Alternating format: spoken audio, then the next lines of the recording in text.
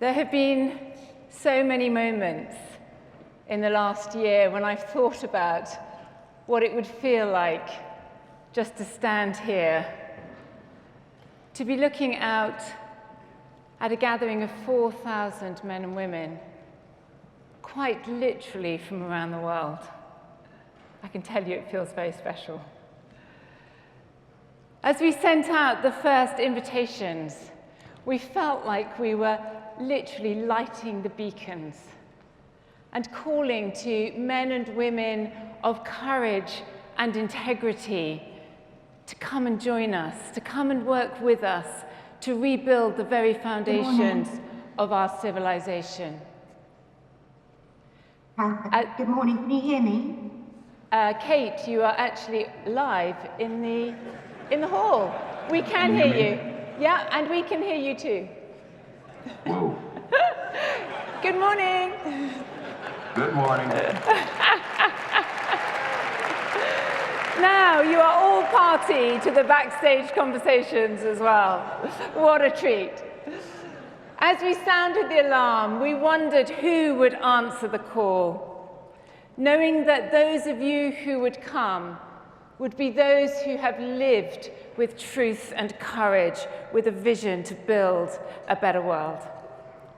The call went out to Australia and New Zealand, and more than 300 of you answered. The call went out to South America, and nearly 100 of you answered, to Africa, the Middle East, and Asia, and more than 100 from each have come. The call went out to the Americans, and over 1,100 of you are here. That's got to be Kevin. And the call went out to the Europeans, and more than 1,000 of you answered. And the call went out to the people of this extraordinary land, and 1,300 of you have come.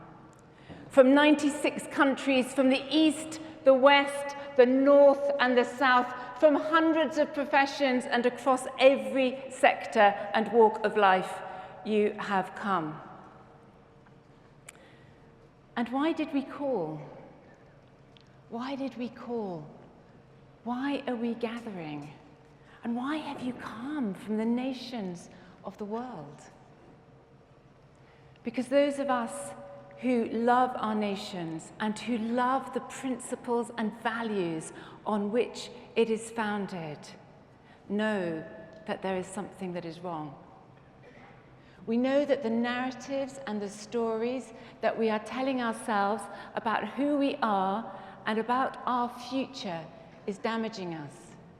We are living through a civilizational moment. We are living through a social revolution, a complete experiment. We're living through an energy revolution and a technological revolution. And like in the days of old, we're coming together to decide what is to be done. It was Frodo who said to Gandalf, "I wish it need not have happened in my time."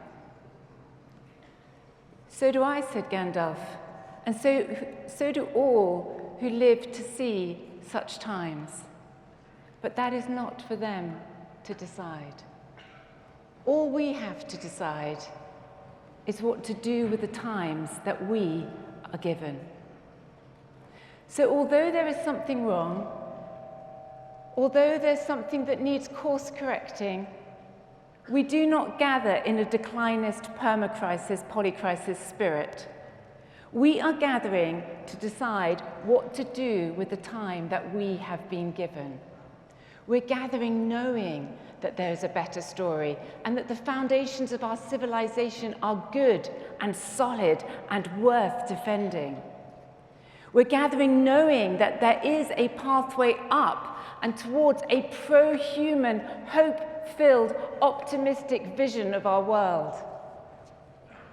So at the start of our journey, across the 3 days that we will spend together, we will look back and examine the foundational principles that have guided every generation through their challenging times. It is time for us to remember. To remember these timeless principles that will equip us for the journey ahead. We're going to allow the deep echo of who we are to resonate once again. Today we will be mining the best of our inheritance. We will be asking, what are the ideas that have historically underpinned our flourishing? What was once self-evident but has been lost? What have we forgotten that we must remember? We're going to rediscover the values and virtues on which our civilization was built. The solid ground, the solid principles. An ethic based on freedom and human dignity. A culture committed to truth, and a people living with a secure identity, grounded by spiritual and philosophical foundations. Tomorrow we will consider the choices we now face to build a better future.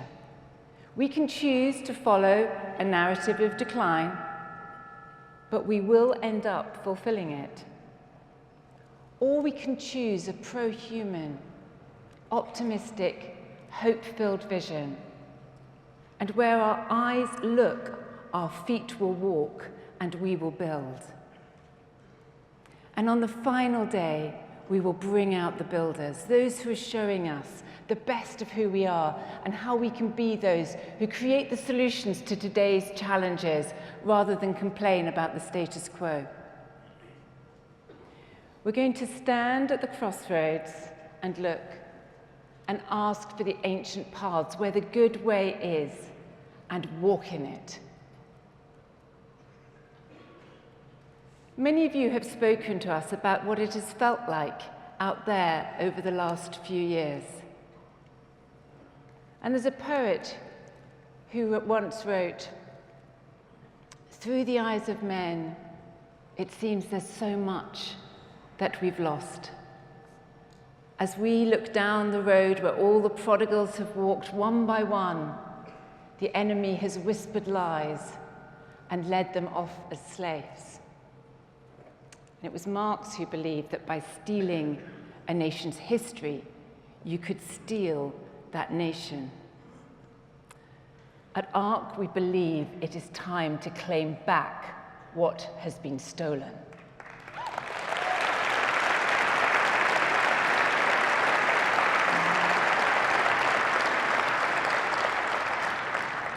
Our hearts are stirred by stories of old, of the possibility of renewal, the early stirrings of something new beginning.